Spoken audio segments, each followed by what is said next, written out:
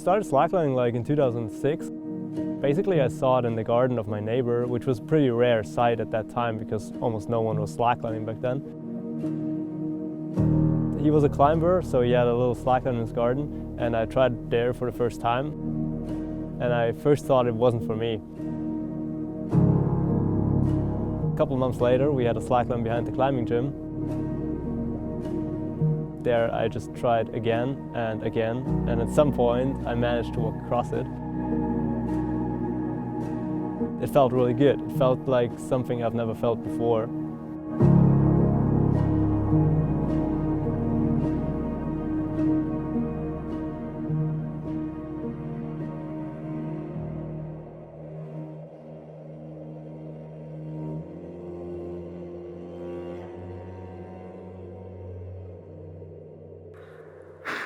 USA im Exposure, eiskalt gepisst. Slacklining originated in the Yosemite Valley in California, where basically climbers started to walk on their ropes first. And then at some point they actually came across the idea of using their flat webbings, which they used for slings, which was well better suited than ropes or round chains. And they quickly discovered that balancing on this webbing is pretty fun. But then it took like almost 20 years until the sport actually reached Europe. And in Europe it was where the sport actually grew and where it developed. Highlining most of the time happens between cliffs or in the nature, so it is a very outdoorsy sport. But sometimes we also go to the city and we rig the slacklines between buildings, and this is always a very special thing because it is not quite the regular environment we highline in. In an urban environment it's a bit different because you've got the noises of the city, people are watching, and besides that it's not buildings, you know, buildings are harsher than mountains and trees. Urban highlining is our attempt to take a sport where usually we have to run away into the mountains to be allowed, and trying to get access and permission to do it in more local spots. Such as this, where we get to take an elevator instead of climbing a mountain.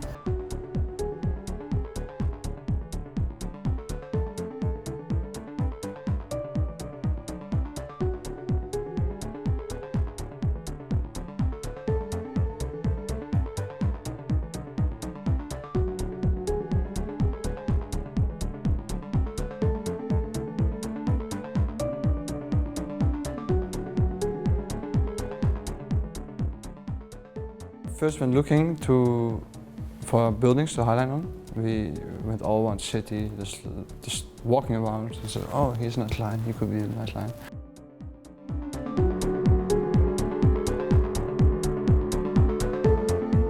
When we were here, we thought about a couple of lines, and then Katie from Gamma 6, she offered us to stay here and to sleep and to have the festival here.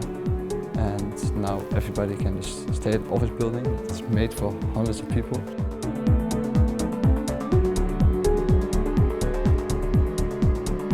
It's just super nice to be able to have the high lines and everything together, and to be really, to have like a tight space where everybody is.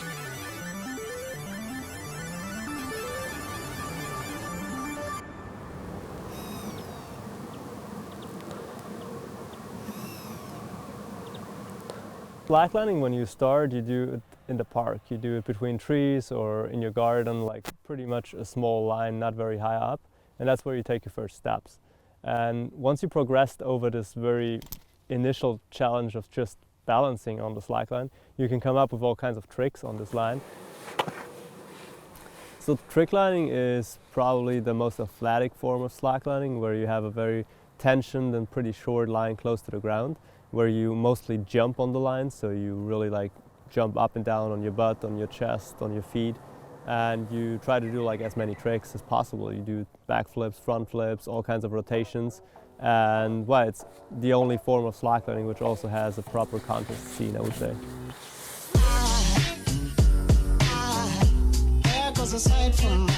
I got into strict lining through videos on the internet because I've been into slacklining, but then I watched all these crazy videos of like Alex Mason doing double flips, and I wanted to do this too. Now there goes a sight from my soul. There goes a sight from my soul.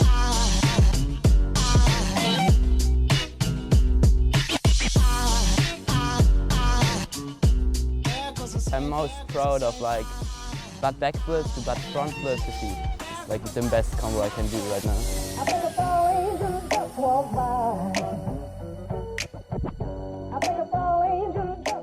There is a new facet of highlining which just developed in the last couple of years, which we call highline freestyle. So it is about doing all kinds of rotations or spins and stuff like that on a highline as well, where you never really like fully leave the line. While on the freestyle highlining, you're always kind of connected to the line, but you still move up and down or sideways with the line on a bounce and a surf. The act of surfing a slackline is just bouncing back and forth, swinging back and forth. Every line, different tensions, different stretches creates a different wave, and you get to choose exactly the wave you want.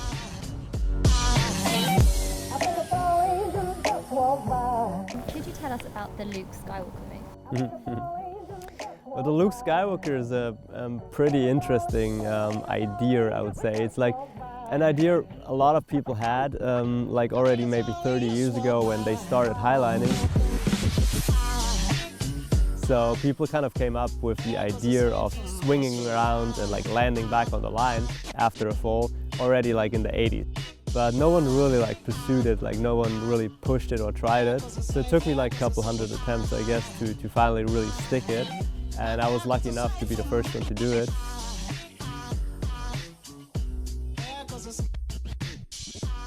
So I got to name it Luke Skywalker.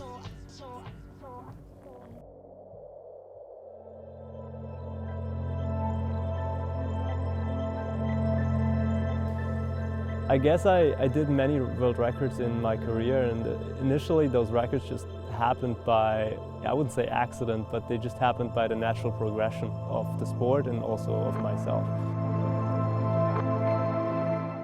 The most memorable probably is right now the altitude record, so like the record for the highest highline in the world, which I broke 2 times. The last time I achieved it in 2017 on a 5,700 meter high volcano.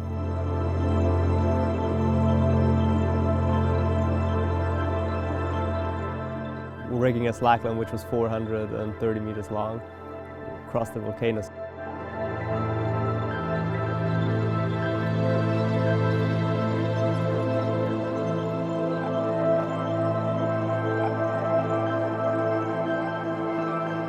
So that was a big dream of mine to like do not only a very high slackline but also a long highline in that environment.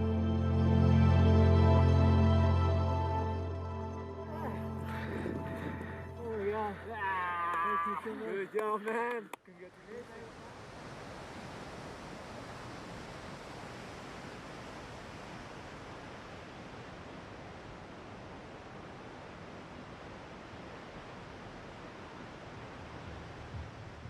Free solo highlining is what we call a completely untethered walk on a highline. So you have no security on yourself, you wear no harness, you have no leash on yourself, so you purely depend on your own skill to survive.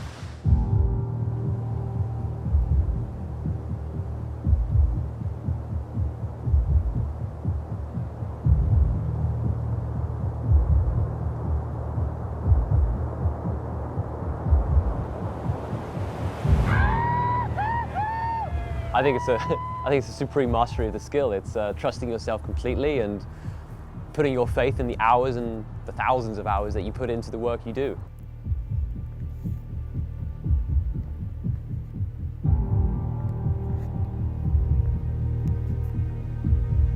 It's a personal choice. If you have the confidence and you know you're not going to fall, then that's an experience that only you can decide whether or not you want.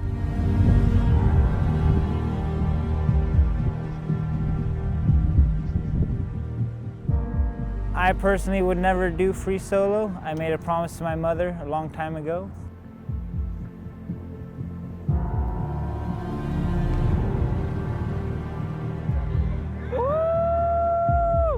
I will never free solo, and I think, in my opinion, it's it's only my opinion because I know a lot of people get a lot of joy out of it.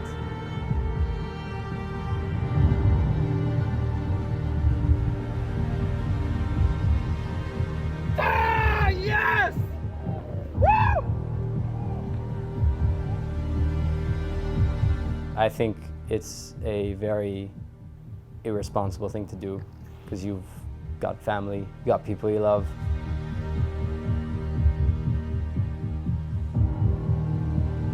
Free solo is sometimes considered to be like the ultimate form of highlining, which I don't really think it is, but it is definitely a very pure form of highlining.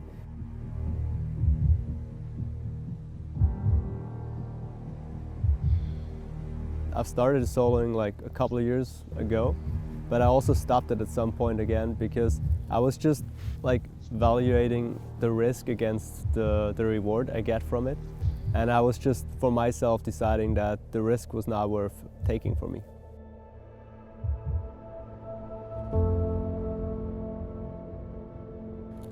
The great thing about highlining that you cannot define one single feeling.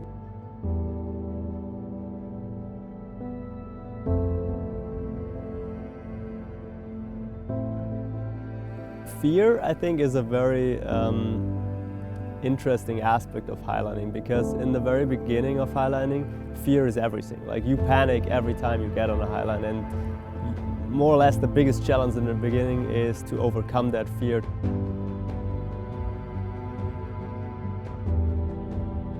The fear kind of goes away if you're focused on something else. If you're focused on, for example, the difficulty of the line or something, or on the view, I think then it goes away and you can get really close to feeling no fear at all and being completely free on the line. Once you overcome that fear once, you find ways for yourself to deal with it. So every time you get on a highline, this fear of height, this fear of falling gets a little bit smaller or a little bit more in control. It is just this little nudging feeling inside myself which still tells me that it is dangerous what I'm doing, and which still makes me like double check my knot every time I stand up, which is good because it is some kind of natural and good respect I have for the height and for the environments we're dealing in. And I guess this kind of respect you should never lose. I just really hope I'd never stop highlining, I guess. I mean, I just cannot really imagine myself stopping.